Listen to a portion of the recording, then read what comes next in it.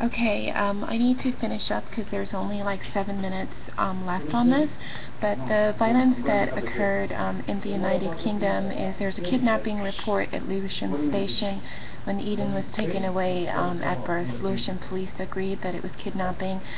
There was no social services involvement. The family wanted to keep the child, so they basically went to the police and said that I was crazy.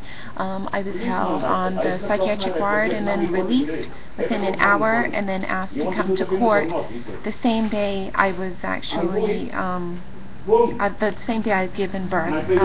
I was having to defend my child.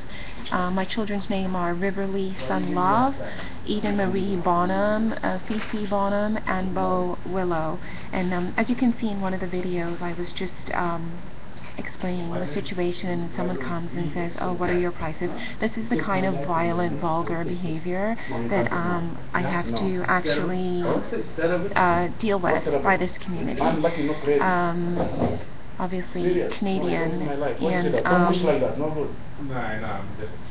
all of this was reported, and Emma Maloney, Hortwitz, who rewrote the facts of the case, Miss McKenna, Judge Schultz, who has in his recording at the hearing in Richmond, recorded proof from a social worker that they were referring to me in this manner and that I was being harassed. This harassment's gone on for over 10 years, and nothing's been done about it, although they can do something about it, and they have more than enough evidence to deal with the facts of the case. Basically, the children were looked after in private education. They went from living in a middle-class area, 255 Weston Lane, to living in Brixton, being exposed to drugs, being exposed to violence as well.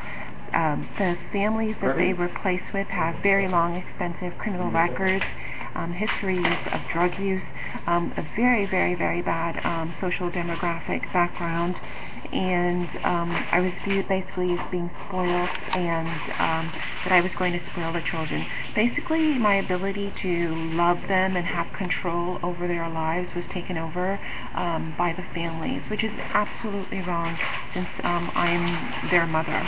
But if you notice, all the judges in the case, Hortz, Roberts, Ross, Hortwitz, all Semitic judges, and all with very personal issues about women's reproductive processes and how women should live and how women should behave, which is very unacceptable. When we go to court and we're dealing with the court system, we should be dealing with an objective democracy. This is clearly not an objective democracy. My children have been placed with violent families who are dealing drugs, who are selling green,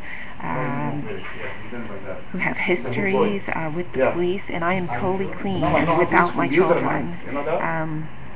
I have now made all of this public, and I'm waiting now for Toronto, who has been basically the only agency who has responded to me, to respond.